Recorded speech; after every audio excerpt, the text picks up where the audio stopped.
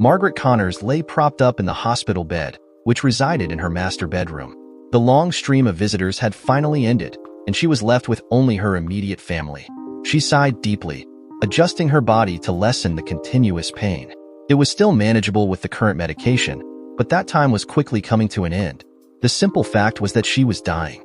The doctors had sent her home with hospice. They told her it would be just a week or two before the pain would require stronger medication which would make her incoherent and cause her to sleep most of the time. If she needed to get her life in order, now was the time to do it. She looked over at her husband of 28 years. Her eyes began to fill with tears as she thought of the pain she was about to inflict. Again, she questioned the wisdom of what she was about to do. For her to be able to leave this world in peace, however, she needed to tie up some loose ends. She'd spoken with all the friends and family who had stopped by to say goodbye. Now, only those closest to her were still there. Harold, her husband, still hovered over her in the room, while she could hear Elizabeth, her little sister, and Becky and John, her niece and nephew, in the living room. Confession. Supposedly it was good for the soul. Maggie certainly hoped it would be. Even though it would be painful, she knew she couldn't die with so many secrets hanging over her. She prayed they'd forgive her. "Sweetheart," she said softly, her voice full of emotion. "Yeah, babe," he said, the concern on his face making what she had to do even harder. He saw her tears and quickly went to her side. "Is it the pain?" he asked softly. She nodded and looked up into his gentle blue eyes. "Yes, but right now it's not the cancer. Hal, it's my heart that's breaking." He looked at her strangely, an odd look on his face. She gathered herself and continued. "Dear, I need to tell you some things that'll be hard to hear. Actually, I'm not strong enough to do this twice, so it would be better if I did this only once. Would you ask Lizzie to join us?" Harold's questioning face slowly morphed into a deeply concerned one. "Maggie," he said quietly, but with an evident underlying dread. "What are you doing?" "Sweetheart, I'm trying to set things right. I can't leave this world with the heavy burden I've kept hidden. Now, please could you get Lizzie?" He nodded, and then went into the living room. She could hear the muffled voices. "Can I really tell them everything?" she questioned herself. "Can I break the hearts of those I love?" The things she needed to say would hurt, but there was no other way to clear her conscience. She'd considered writing farewell letters, but it seemed to be cowardly. No, she'd hold her head up and confess what needed to be said. Her sins seemed like they occurred a lifetime ago, but she knew they'd altered so many lives. It had begun 25 years ago, a simple slip which snowballed into something much larger. Harold traveled on business a great deal during the early years of their marriage. As low-level engineer in a construction engineering firm, he'd been sent to oversee one remote building site after another. As he gained more experience and seniority, his traveling had decreased to only short visits to major construction sites. It was just the opposite for Maggie. She'd initially traveled very little for work. However, before being diagnosed with cancer, Maggie had spent the last 15 years traveling extensively around the world. As a senior trainer for a large corporation, she'd flown all around the world training their on-site technical support staffs. Maggie smiled, thinking of the respect and praise she'd earned over the past years. She was very good at her job and had been well recognized and compensated. She'd become the successful, strong, independent woman she'd always dreamed of being. 25 years earlier, she certainly wasn't those things. She'd been a woman who'd recently turned 30 and was fighting off the occasional loneliness found in most two-career marriages. That's when she'd fallen. Maggie grimaced, remembering how she tried justifying her past actions. Harold's traveling, her loneliness, the frustration at her, at that time, floundering career. They were all factors but were only excuses. Harold had been a good husband, even a great one, except for the traveling. There wasn't a doubt in her mind that she loved him and had for the past 30 years. He was 2 years younger than she was, and he'd always joked she liked younger men. He never knew how right he was. They had been married only 3 years when she'd been introduced to Sam. From the moment they first met, there was an intense spark between them, even though he was 5 years her junior. Where Harold was good-looking and fit, Sam was ruggedly handsome and very muscular. They'd been drawn to each other from that very moment. She hadn't been looking to have an affair. Other than the loneliness, she'd been very happy with her marriage, but the thought of Sam's kisses and arms around her made her heart race and body writhe with desire. There was another huge reason for them not to get together, besides her being married. Sam was Lizzie's fiancé. "You stupid fool," Maggie chided herself. What kind of woman does that to her own sister? It was a question she'd asked herself countless times over the years.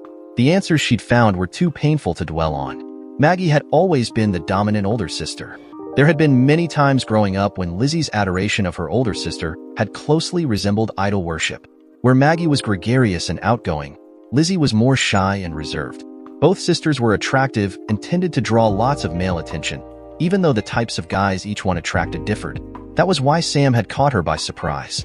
She'd resisted her draw to him for several months. Then Harold was sent to Florida to a very large construction project. He spent the next 3 months there, only returning home for a couple of days every 3 weeks. It was during that window she'd sought company with Sam. Sam was like her in that he was a corporate ladder climber. He was confident and aggressive, and he drew her to him like a moth to a flame. Maggie scolded herself, remembering at the time she knew she was falling for Sam but was still in love with Harold. The turmoil she struggled with then was nothing compared to the terror she felt when she found out she was pregnant. She'd panicked. She and Harold had only had sex a handful of times during the probable window of conception, and she thought they'd always use precautions. She remembered using protection with Sam as well, but the frequency with her lover had been 10 times more than with her husband. Also, there'd been several times the sex with Sam had been so voracious that the condom had broken. She was certain the child wasn't Hal's, and that fear had led her to abruptly break off her affair with Sam. Still as guilt-ridden as she was, the only person she could confide in was Sam. It was still the early years for the abortion clinics, and many had protesters and others watching over them. She'd been concerned about going to one and being recognized. It was probably an unreasonable fear, but at that time, she hadn't been thinking clearly. Sam convinced her to go to a less than reputable clinic which wasn't publicized, so there wouldn't be any questions asked and no trace of her abortion. Like a fool, she'd agreed. The abortion was successful, but the doctor had botched the procedure and scarred her internally. Her chances now of having a baby were next to none. It was a secret she knew couldn't be hidden. She felt a tear begin to run down her cheek as she remembered the day, a year later, when she went to their family doctor to receive the report of what she already knew. She couldn't have children. She'd lied to Harold and told him she'd had an abortion as a teen, but never knew the damage it had done. It had almost crushed him. She remembered the tears in his eyes when he learned he would never be a natural father. It had been something he'd always dreamed of. They talked initially about adopting, but had put those discussions on hold because of their careers. When they began talking about it again, fate intervened. She guessed it was karma, the universe trying to balance things out. Maggie had vowed to put their affair behind her, and Sam had agreed. For the next 2 years, they successfully focused on being just platonic friends. It was a challenge, but they both succeeded on putting their respective relationships ahead of their past desires. Their hunger for successful careers had drawn them even closer as friends. Sam was beginning to jump up the corporate ladder 2 rungs at a time, and with his advice and encouragement, Maggie had found her own career beginning to blossom as well. Neither of them could have predicted the future. Sam and Lizzie had married a couple of months after the affair. It hadn't surprised Maggie, since she knew that even in spite of their affair, Sam really did love Lizzie. In many ways, they were a good match. Sam was very dominant, and her little sister had always been somewhat submissive. Only a year and a half into their marriage, Lizzie fell into a deep depression. She had struggled with depression throughout her teenage years, but this was much more severe. She lost interest in everything around her and seemed to crawl back into herself. There was even a fear she might harm herself and had been put on a suicide watch twice. She was eventually diagnosed with clinical depression. Her desire for sex or intimacy had greatly diminished, and the medications she was put on reduced it even further. Frustrated, Sam had lamented about their lack of sex to Maggie. She'd foolishly tried to console him, and soon they fell back into their affair while Harold was out of town. Over the next 21 months, their relationship blossomed into a true love affair. Their affair hadn't ended even when Lizzie had broken out of her depression and resumed a more active sex life with Sam. Maggie's only defense was that she was in love with both men. During the affair, she hadn't denied Harold anything, just the opposite, as she tried to give him even more of herself. Her relationship with her sister was, naturally, a convoluted mess. She'd always been the dominant big sister, but now she had to deal with her guilt and shame without drawing unwanted attention. Things became more complicated when Lizzie announced she was pregnant. Maggie's initial reaction was very poor. It had been a mixture of jealousy and remorse, but Maggie had been able to explain it was due to her sadness at not being able to have children of her own. Her emotional dilemma was tearing her apart. Her overwhelming guilt at betraying both her husband and her sister had led her to the brink of confessing everything many times. Fate, however, stepped in again and this time twisted its cruel knife. Maggie had recently begun her frequent traveling, even if it was only to smaller sites. One week she'd been in Philadelphia. Sam traveled sporadically, but happened to be in Pittsburgh for a conference at the same time. It had been a simple task for him to take an extra day and meet her in her hotel. Maggie and Sam had always been very discreet, taking extra steps to make sure no one discovered or even suspected their affair. Even when meeting out of town, they'd always acted as if someone could be watching. To make sure no one saw him coming out of her hotel room in Philadelphia, Sam had left in the middle of the night. It wasn't until later that day she learned Sam had been a victim of a hit-and-run accident when he'd gotten back to Pittsburgh. He was in critical condition at a hospital there. Maggie shook her head slowly and gently sighed. Everything changed after that.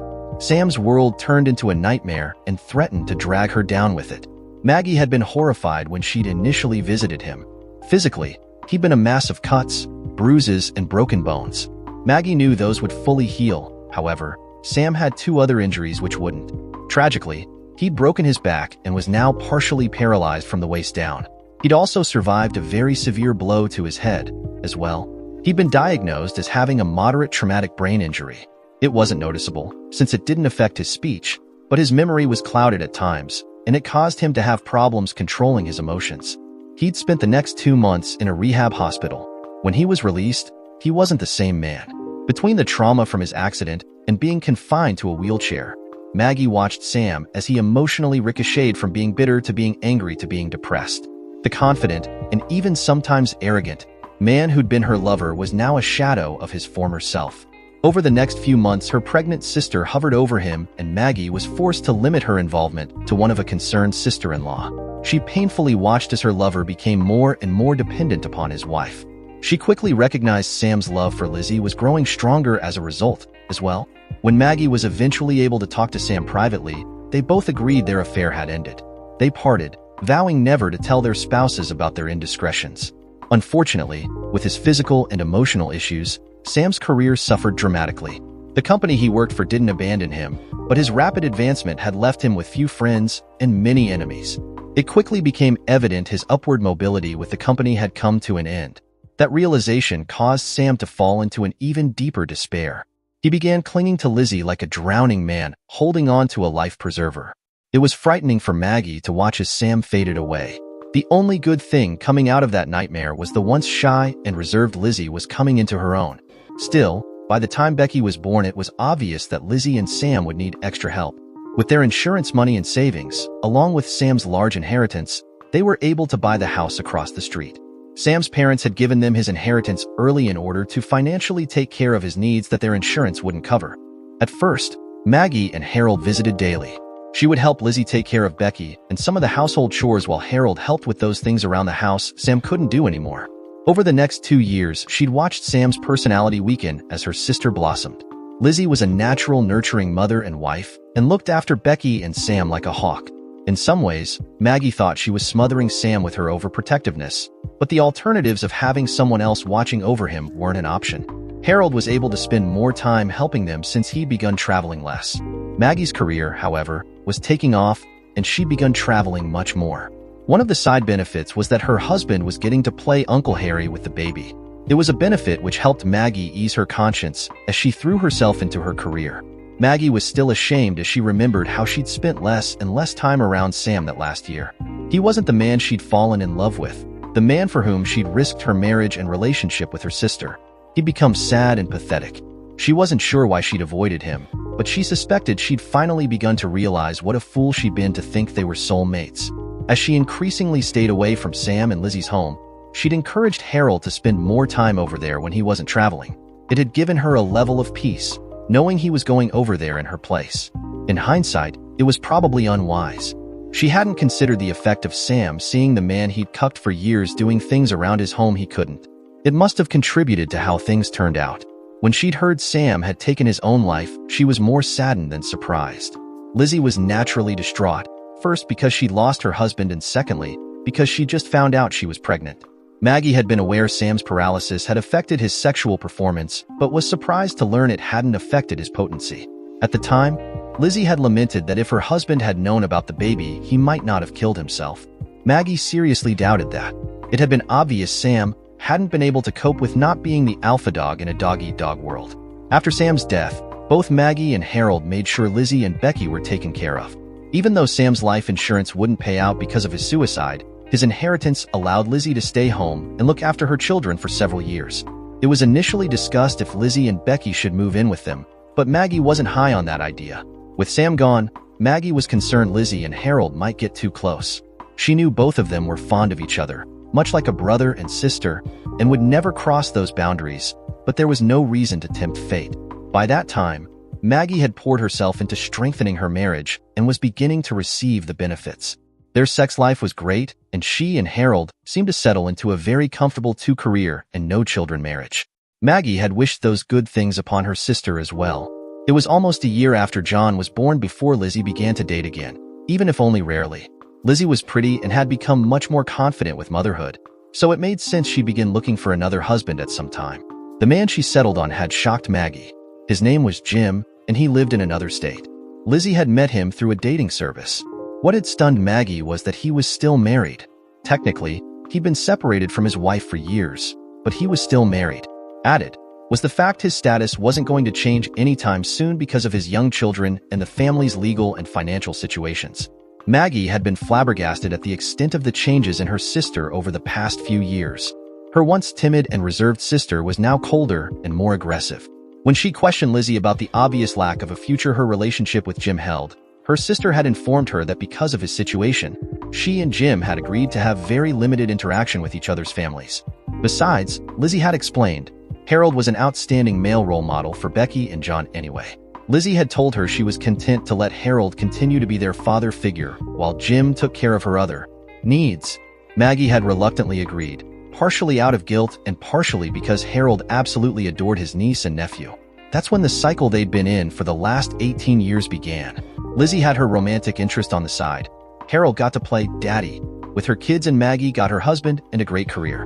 Most times, when Lizzie would go spend a weekend with Jim, either Maggie or Harold would agree to watch the children. It turned out to be Harold more often than her, since her business travel kept increasing, but her husband didn't mind since it let him spend more time with Lizzie's kids. Maggie smiled to herself when she thought of Jim. She'd only met him a few times over the years, but she had to admit he was handsome, even if he was several years older than Lizzie. Over the past 18 years, it seemed they'd had a good, even if distant, relationship. A deep, harsh stab of pain brought Maggie back to the present. She grimaced until it passed. She and Harold had had a good life. They'd been happy, and she'd done her best to be a good wife to him after Sam's death. She'd loved him with everything she'd had and had never strayed again, even with the numerous opportunities she'd had during her travels. She also knew he loved her. It was his love she was counting on to allow him to somehow forgive her. Her sister's forgiveness would be something else.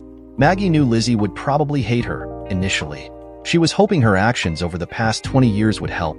She also prayed blood would be stronger than the pain of her betrayal.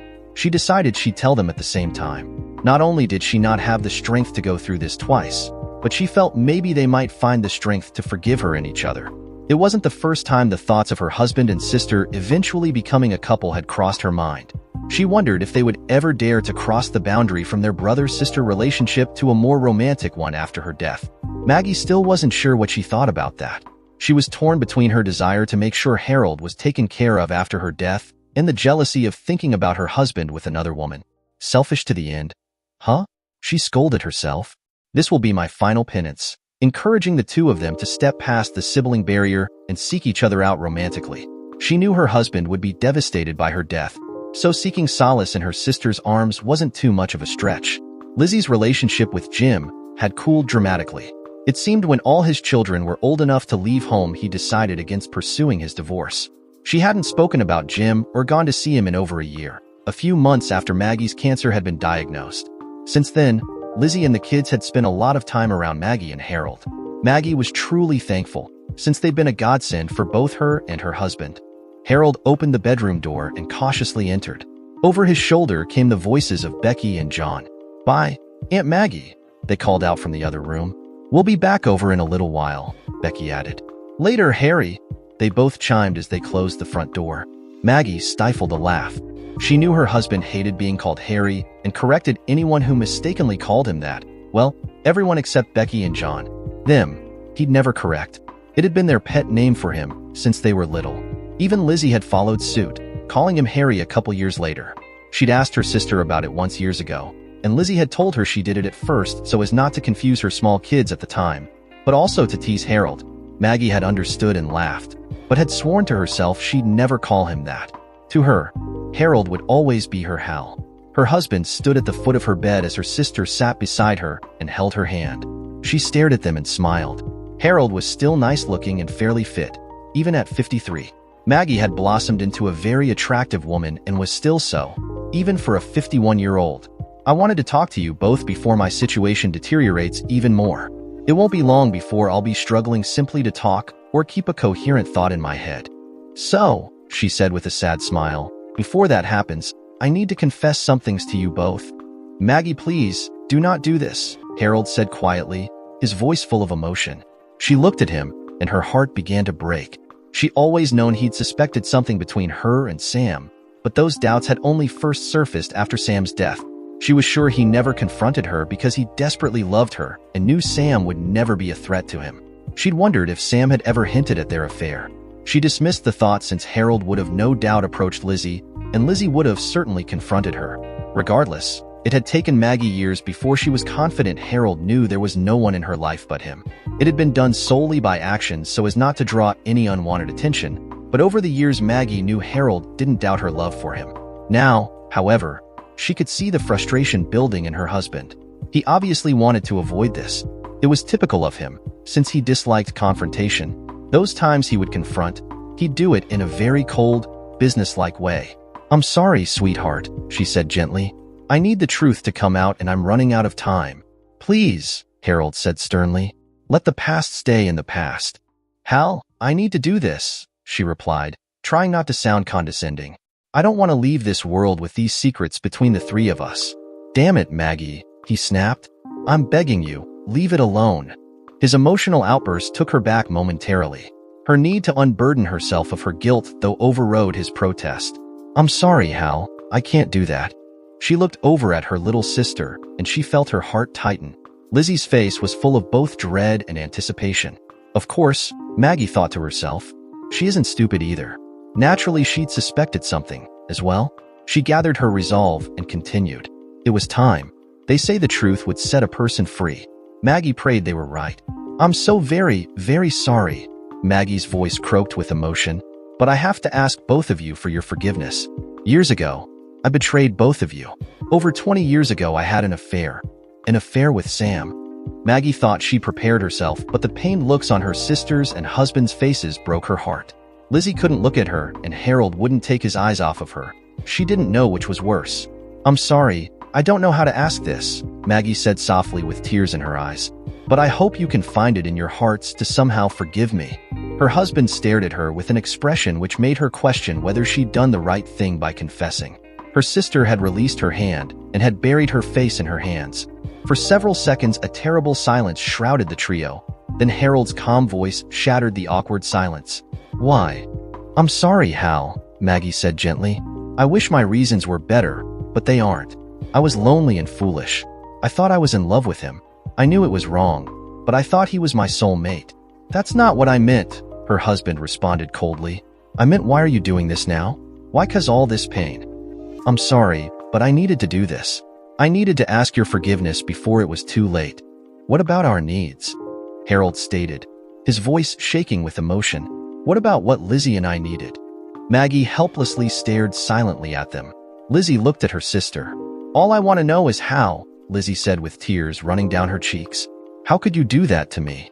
Maggie sighed deeply and wiped her eyes. I'm sorry, Lizzie. I have no excuse for being such a horrible sister. I can only say when we first got together it was before you were married.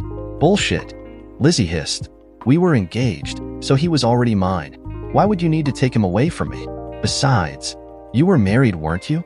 Yes, Maggie whispered as she glanced guiltily over at her husband. I know you won't believe me, but I truly thought Sam and I were destined to be together. I knew our actions would hurt others, but I believed it was fate. I'm so very sorry. She looked back at her husband. It was obvious he was dealing with a mixture of anger and hurt. I'm so sorry, Hal, but it's true. I was in love with both you and Sam.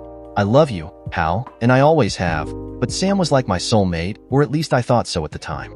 As time went by, I realized Sam and I were more like kindred spirits.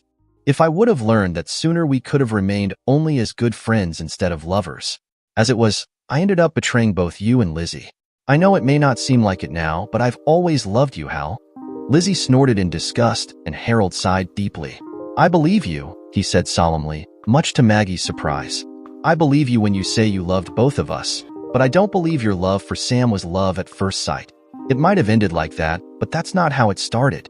A love like you're speaking of takes time to cultivate. It takes countless heart-to-heart conversations and multiple intimate moments to bond two hearts together like that. And that takes a conscious effort. It takes cold, calculated planning. The fact you decided to make the time to build a relationship with another man is something I found hard to forgive. It's certainly something I never forgot. Maggie wiped the tears away and stared pleadingly at her husband. She nodded slowly. I felt like you suspected something a long time ago. I noticed it shortly after Sam's death. But Hal, he was never a threat to you. And then after his death, he wasn't even a part of my thoughts. And since then, I've been a good, faithful wife. I've never strayed again. Even though I've had countless opportunities while I was traveling, I never cheated on you. If you say so, Maggie, he replied quietly. Since you've basically lied to me for the past 20 years, by not confessing your affair, you'll understand why I'm having trouble believing you.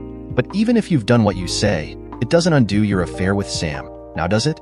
Like I said, it was hard to forgive you, but I couldn't forget. What? What do you mean? What I mean was that I knew about the two of you well before his death. I knew about your affair even before his accident. Please, Hal, Maggie pleaded. Please tell me you didn't have anything to do with Sam's accident.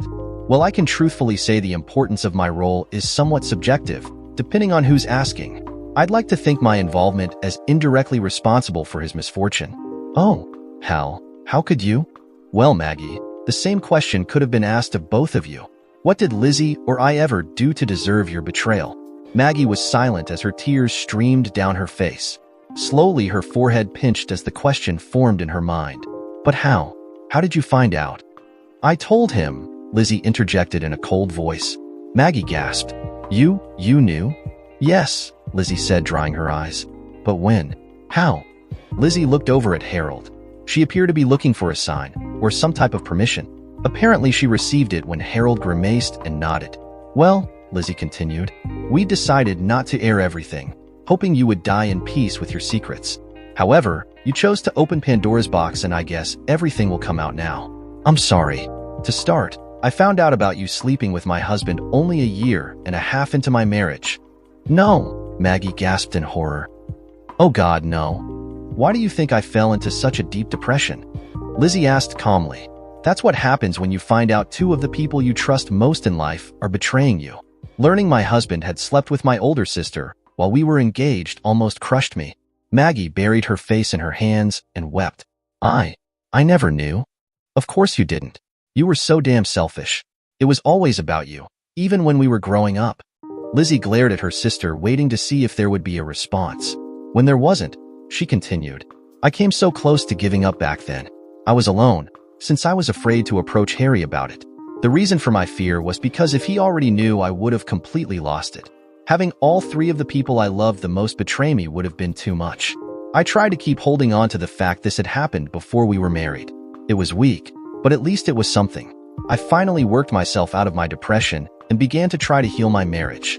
Like a fool, I didn't confront the two of you at the time. Instead, I spent the next 6 months fighting to restore my marriage.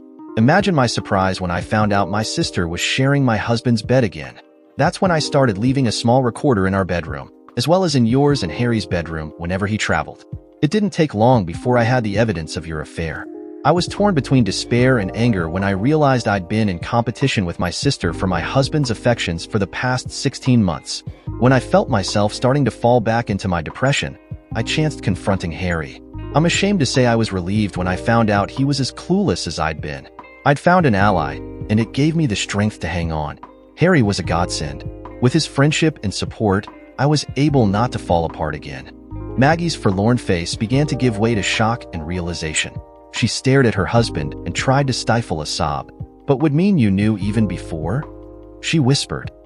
You never said anything? No, I started to. But Lizzie reminded me of how unprotected I was, both financially and otherwise. It took a little while to get things maneuvered around. but I eventually got those things covered. I talked to a colleague from work who had gone through an ugly divorce recently, and he helped me set up an offshore account to begin dumping any loose or hard-to-trace funds into. When I was finished, I was ready to confront the both of you, but then Lizzie stopped me. Stopped you? Maggie said weakly, confusion plainly written on her face. She turned and stared at her little sister. Why? Simple, Lizzie replied. If we confronted you back then, there would have been 2 divorces.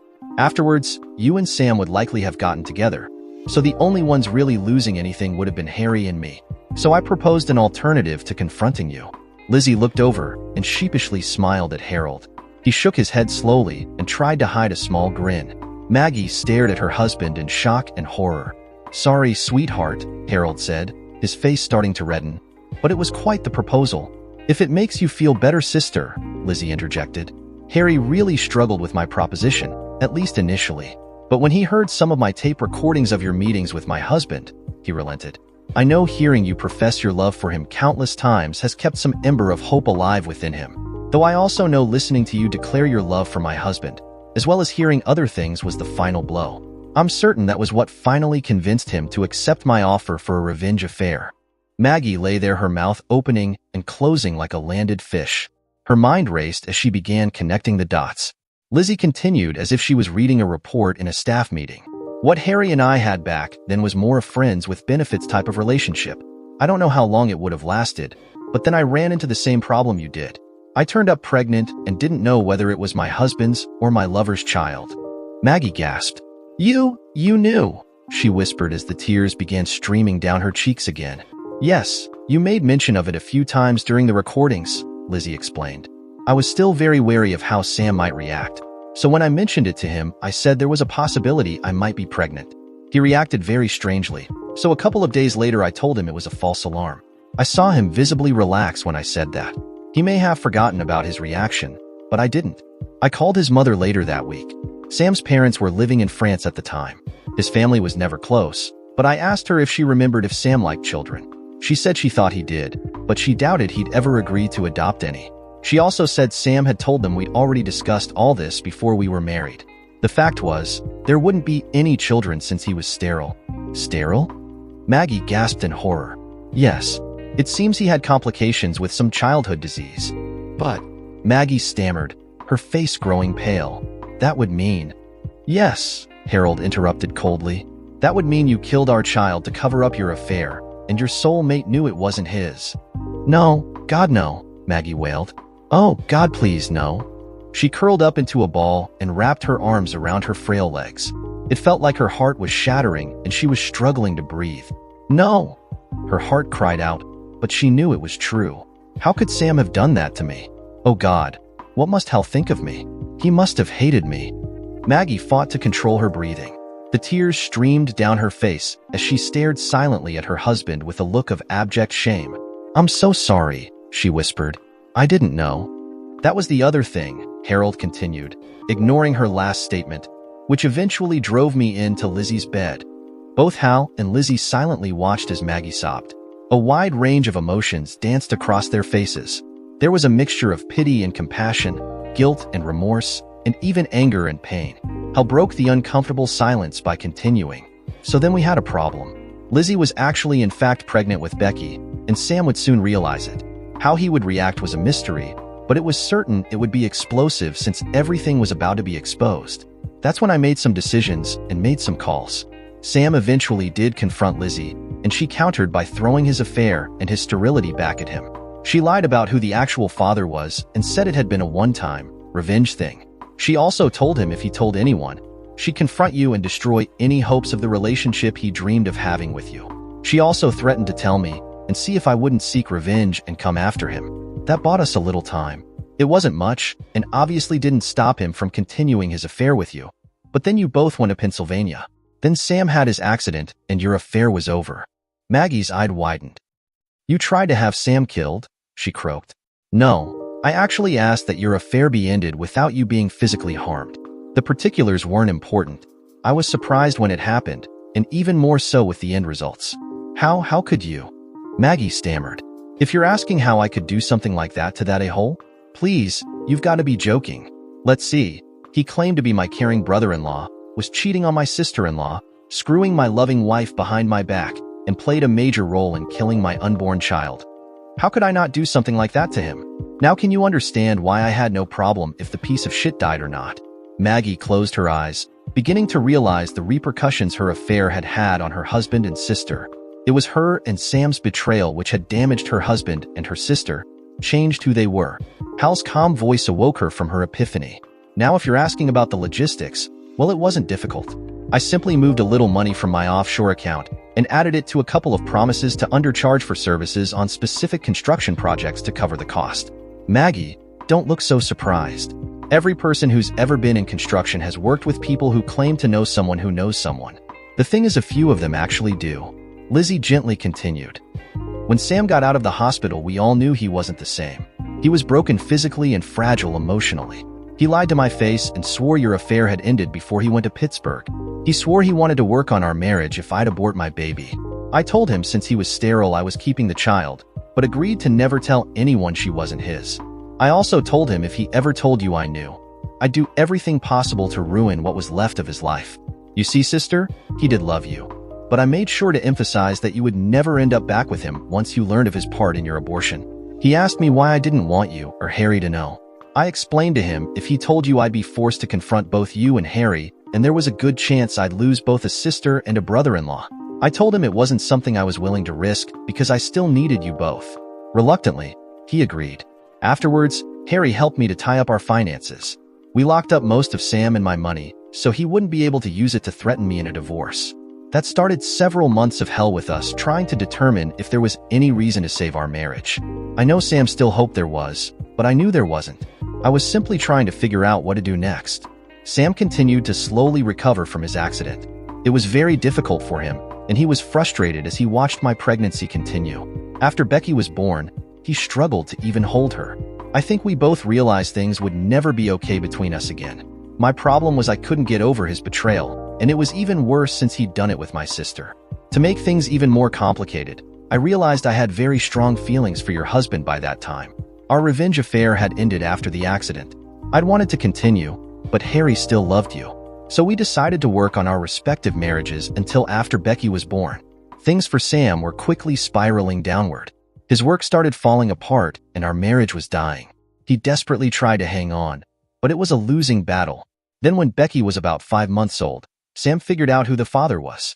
Maybe it was the way Harry looked at Becky or the way I looked at Harry, but Sam noticed and connected the dots. It was then that Sam made a huge mistake. He confronted both of us and threatened to tell you. I'm not sure if it was his ego, his anger, or just plain stupidity, but he began trying to hurt Harry by taunting him. He was bragging about his part in your abortion. Whatever small restraint Harry still had up until then completely disappeared. That was the night Sam almost drowned in our bathtub. We told everyone Sam had tried to stand and accidentally fallen, but the truth was Harry dumped him out of his wheelchair into the tub. Maggie stared in disbelief that her gentle husband could be so violent. Harold looked very uncomfortable as he looked guiltily back at his cheating wife. I'm not very proud of my actions back then, he said softly, looking embarrassed. I was filled with a rage I'd always tried to hide from you, but Sam unleashed it that night. Thank God Lizzie was there. She was screaming at me not to kill him as I held his head under the water.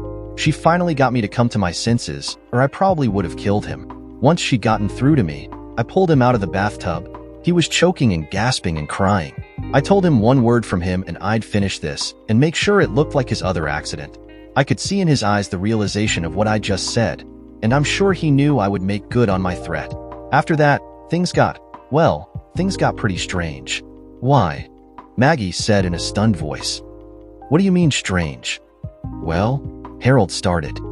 Well, after that, we what he's trying to say, Lizzie interjected calmly, is we restarted our revenge affair. Only this time, I flaunted it in Sam's face. Lizzie, you didn't. Maggie gasped. I sure as hell did. You know he deserved it. You both did. But Harry still loved you and was protecting you, so all my rage and pain was aimed at my cheating husband. He begged and pleaded me to stop, but I told him he cheated on me for years and I planned to continue for a while. I told him at the end of that time I'd stop and we'd decide if either of us wanted to try and save whatever was left of our marriage. I truly believe that hope was the only thing he was hanging on to those last few months. Unfortunately, when I told him I was pregnant again and Harry was the father, he knew we were over. Yes, he did know about John. About a week after I broke the news to him, he waited for me to take Becky with me to the store and took his own life. If he hadn't, I'm not sure how our lives would have been different. For Lizzie's part, Harold added, we made sure she and the kids were taken care of. We unfroze her family finances, including Sam's inheritance, which was originally intended for his long-term care. Added to those were the funds I was diverting into my offshore account. Combined, it easily allowed her to stay home with the kids for many years. How did I divert the money? Well, that was actually pretty easy. With both of our salaries, we certainly weren't hurting financially, so there was never a good reason for you to look too closely. I didn't touch any of your individual investments, but filtered most of mine along with any bonuses and raises into my offshore account. You were so focused on your career you never really asked why my raises and bonuses were so low. When Becky and John were old enough to go to school, I arranged for Lizzie to be hired as a consultant by one of the companies I'd worked with. It gave her flexible hours using her degree, and since her pay was supplemented by my offshore account, it was equivalent to a full-time salary. Between that and their inheritance, they were set for life. My turn, Lizzie interrupted. She cleared her throat and threw a sweet smile at Harold. He snorted a muffled laugh and acquiesced. With my money matters being taken care of, Lizzie began softly. It allowed me to focus on the disaster that was my private life. Things became very complicated during my pregnancy with John. Besides my feelings for Harry, his began to change towards me. It wasn't a revenge affair anymore.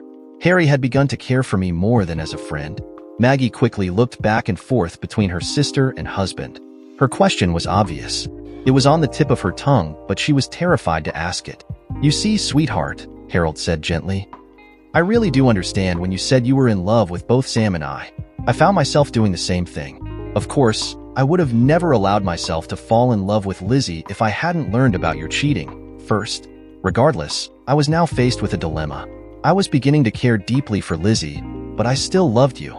Even though you'd torn out my heart with your affair, I wasn't ready to quit on us and throw you away. Maggie gasped at the bluntness of his statement. She'd never really seriously considered the possibility Harold would have divorced her if her affair had been exposed. Those thoughts had always been quickly dismissed in her mind. Harold's voice drew her attention back to the conversation. I think it was hearing you confess your love for me, even while you were cheating, that gave me some twisted hope our marriage was worth salvaging. Unfortunately, there was no way I'd ever leave Lizzie, or the kids either. It wasn't ideal and was probably even cowardly, but I chose to solve the problem by doing nothing. I continued to love you both. I can't explain it, but I've always been so very grateful that Lizzie seemed to accept my feelings. At first, I expected she'd go find someone else after John was born, someone who could love her exclusively. Oh, I tried, Lizzie laughed sadly. I tried, but my heart kept bringing me back to Harry. So after a year, I told Harry I'd take whatever part of him he could give me. That's when we came up with Jim. Jim? Maggie asked quietly.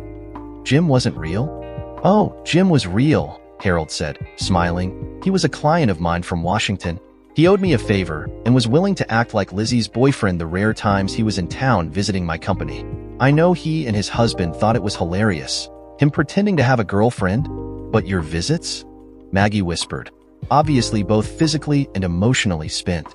On those occasions Harry was out of town and you were watching the kids, I would join Harry wherever he was and we'd spend some quality alone time. More often than not, though, Harry would come over and we'd spend it as family time. The children, Maggie stammered. The children knew? No, not at first, Lizzie replied softly. Oh, they knew Harry was acting like a father would. They even began calling him Daddy.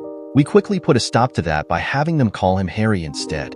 So every time one of them called him Harry, it was like them calling him Daddy. Maggie felt her stomach roll and felt very nauseated. She briefly considered the irony that was playing out before her. She wanted to scream, but was too weak. So she watched in horror as the train wreck that was her marriage continued to derail. As they got older, Lizzie continued, they suspected our family wasn't like most. I told them Harry was the father and you and I were like the mothers. That worked for many years until they became teens. Even though they'd already guessed it, we told them the entire truth after their 18th birthday. Surprisingly, neither had as many issues as we feared since Harry had always been their daddy anyway. How long did your affair last? Maggie said weakly as she gathered herself. Lizzie stared at her dumbfounded. Harold sighed deeply. Maggie, he said gently, it never ended. My love for Lizzie is just as strong, if not stronger, than it was all those years ago. In fact, not to be callous, but we plan on marrying after your death. The kids are looking to legally change their last names as well. I'm sorry, Maggie. We really had planned on not telling you. We hoped your passing would be as peaceful as possible. Now, that doesn't seem likely. Maggie, Lizzie interjected. I still loved you, even with your betrayal. My betrayal is equally as horrible. You asked if I could forgive you, and the answer is yes, but I couldn't forget. Because of that, I justified the things I did back then, things I'm ashamed of. I'm ashamed of how my relationship with Harry began, but not for how much I love him now. I love you, Maggie. Even with what you did, I still love you. I also love Harry. In the end, I loved you both enough to share him with you. Just like you said earlier, Maggie, Harold added gently. I love you both. I hope you've had a good life, one full of love and success. I've tried to support your desire for a career and make you feel loved over the years.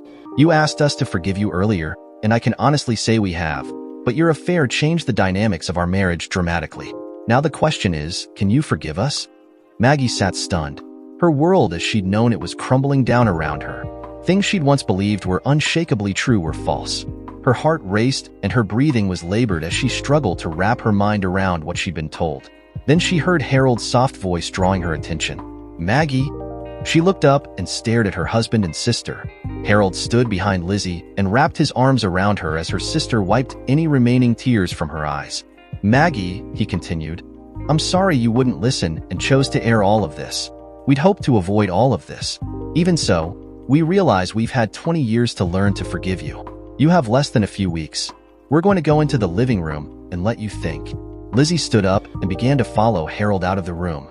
The fact they were holding hands wasn't lost on Maggie. Lizzie turned back towards her bedridden sister.